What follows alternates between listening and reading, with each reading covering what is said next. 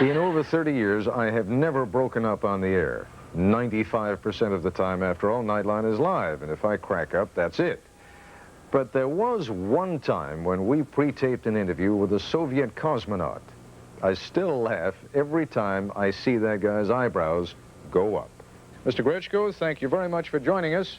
What to you is the most exciting thing about what has happened in space in the last 25 years?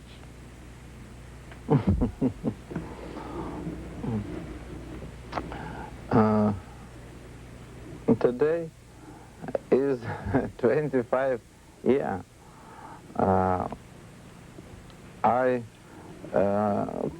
took part in the launch of the first artificial satellite, Sputnik. And as the interview started and progressed, it became clearer and clearer that he didn't understand what Ted was saying. Ted did not understand what he was saying. I was very young, maybe because it. And after a while, Ted just began to chuckle, and then laugh, and then guffaw. We are...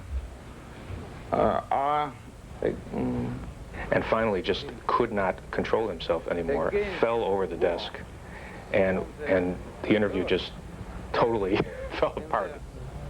I don't know what I would have done if the program had been live, bitten my tongue, chewed my cheeks, but again, it's sort of a bizarre example of what happens when you're not live, because it always leaves you an out.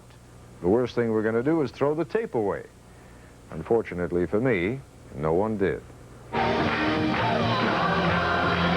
The Oregon Guru. He's been frustrating officials in that state for years. I must tell you, 90 Rolls Royces seem a little bit of excessive, even for a very close friendship. It's excessive to me.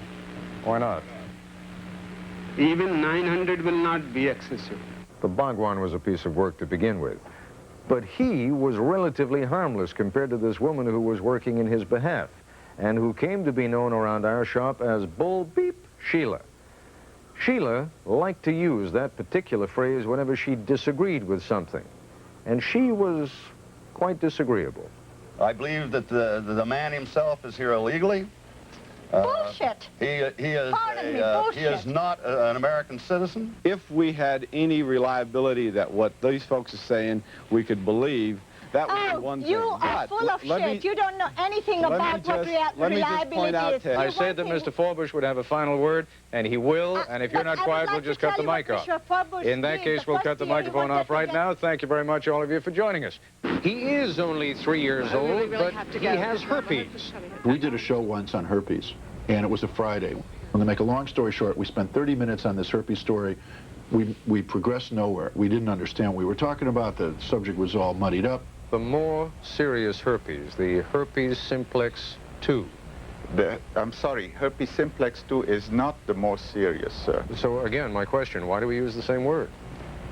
Well, because they're not, we don't. I apologize if we have done an inadequate or certainly an incomplete job. I thank all of you for joining us this evening.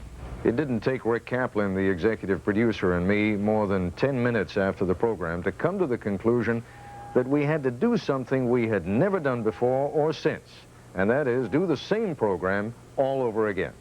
So Monday, 2 days later, we come back and we say to the audience, those of you who didn't see the broadcast, don't worry, you're probably better off. Those of you who did, give us another chance. We're about to try again. I don't know if we're going to be able to tell this story, really, or show it to you. It's the one I cite whenever I'm asked, what was your most embarrassing Nightline? We were doing a program on censorship. We'd booked the head of the Librarians Union, I think, in Chicago, and this man in Texas, whose mission in life is to find objectionable things in school textbooks and get them taken out. And he held up this one book and said, this is a book that we find in many public schools for the teaching of sex education and so forth. For instance, it encourages the women to masturbate using a peeled cucumber, etc. And at that point, I figure, hey, no problem. So long, Texas. We'll go to the other guest in Chicago. And apparently we have just lost Chicago, and folks, I'm afraid you'll just have to believe us that there are times when it seems very strange that we have a technical problem, but believe me, in this particular instance, we have had one. I'll tell you what, David, may I just insert one thing before I leave? Sure. As long as it's not a cucumber, but you know. Thank you. I rule again. Just can't wait to get home. Every July 4th, Willie Nelson likes to throw a big concert barbecue at which I understand a certain quantity of spirits is also consumed. July 4th was also the occasion on which Rick Kaplan liked to see how far we could push our luck. That's how Nightline came to cover the Independence Day Bash with Willie and Chris Christopherson. Number of mistakes we made. One, concerts are loud. There's so much noise going on back there, you guys can't hear me at all, can you? Chris, if you can hear me in any way, why don't you tell Willie to get back on stage, because I know he's going to sing a song in just a moment. I hope he's going to. Great out there. Great job out there. Yeah. Your hair looks weird, Miles. Did you sleep with a hat on or something? What's wrong with my hair? It's flat. I hate this hair. This is the last time I go to Ted Koppel's barber. There is one question which is quite literally head and shoulders above all the others. And a surprising number of you have asked it over the years.